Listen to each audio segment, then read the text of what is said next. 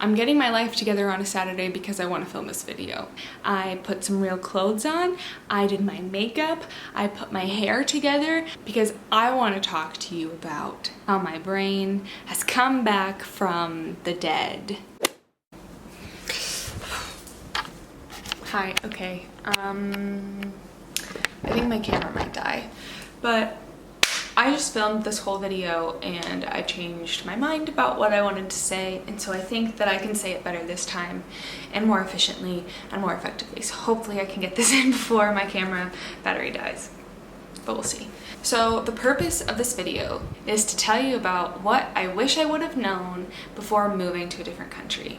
So number one, I wish I would have known that culture shock is really a real thing. I know, I get it, that sounds stupid. Obviously culture shock is a real thing.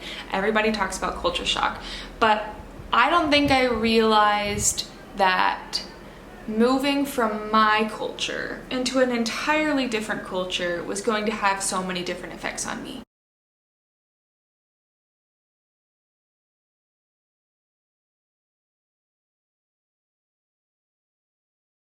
I mean, think about it for a second. You're used to your normal American routine, if you're an American. If not, you know, insert nationality here. And you're used to the way that you do things, you're used to the language you speak. But then if you move somewhere else, a different part of the world where they do things their way, they speak their language, and you don't know any of those things. You don't know how to go to the grocery store or the bank or pay your bills or eat your food or not have air conditioning, for gosh darn sakes. It's hard and it's different and you have to learn how to adjust, and I think the language barrier for me was the biggest thing. Of course there's a dog. I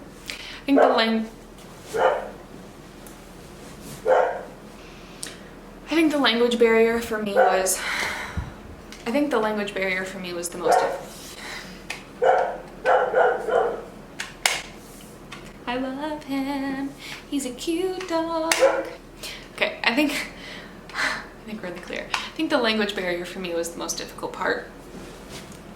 And because of the things that I'm about to talk about in a second, it was really hard for me to learn the language. So number two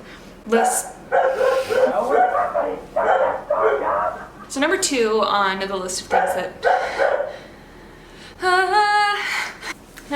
list of things that I wished I would have prepared myself for is that stress comes with culture shock.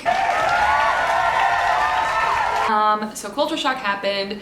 I'm put in this entirely new environment where they don't speak my language and they don't do things the way that I'm used to doing things, and my body just freaked out. My body and my brain. So I don't know if you know what depersonalization and derealization are, but basically they're this coping mechanism that your brain does when you're put in a traumatic or stressful situation. It's sort of like a constant out-of-body experience. It's the best way I could explain it for myself. Some people have this chronically, some people only have it for short periods of time. I only had it for a short period of time. I mean, a couple months. And not even like continuously, but I do sort of feel like the last 10 months were a blur. So take that as what you will. The stress of stepping into a new culture really affected my body and really affected my brain. The ways that it affected my body, for example, are that I gained about 30 pounds, even coming up to the move. I was gaining weight, I think, from stress and lack of sleep and change in diet and all of those things. Actually leading up to our wedding and leading up to the move, because we only moved a month after we got married. So all of that stress, planning a wedding and moving to a new country, plus being here has caused a significant amount of weight gain, which has just sort of made my body really achy. I think along with the mental stress of being here has caused a lot of just sickness. So they told us when we first moved here, they were like, listen, you're gonna be really stressed. Your mind's always trying to figure out what's going on around you because you're not used to the way they drive or the way they talk or the way they do things. So your brain is just always gonna be trying to figure out what's going on. So even when you don't feel stressed, you're stressed. Congratulations. And I didn't get that. I didn't understand what that would look like, and I didn't prepare myself well for that experience. So my brain was just sort of off for about 10 months. I think just now I'm starting to come back out of that, which is why I said my brain is back from the dead, because it kind of literally actually is. I feel like I haven't had this level of mental clarity in months. So that's pretty neato.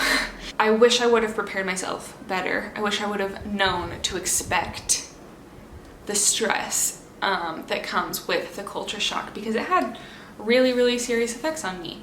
I was really sick for, I don't know, almost like 5 months, and then we went back to the States and I came back, and I was just sick for a long time. I was having a lot of digestive issues. I don't think I understood how much of an effect stress can have, not only on your mind but also on your body. So I was struggling to focus. I was battling this derealization, depersonalization. I don't really know which one is which is why I always say both of them, because I can never remember which one I was experiencing. I think derealization. So I was battling that. I was also battling feeling really, really sick. And then because of all of that stress, I just had a serious and complete lack of confidence. And I know that sounds so dramatic, but I think I didn't know how to show myself grace, and everyone in the world was saying, show yourself grace, you've been through a lot, it's a really hard transition. But I think I just felt really alone, and I felt like I was doing really poorly at everything. I wasn't adjusting well. I hadn't learned the language yet because I couldn't, because of the derealization problem. I couldn't focus on anything, couldn't think straight.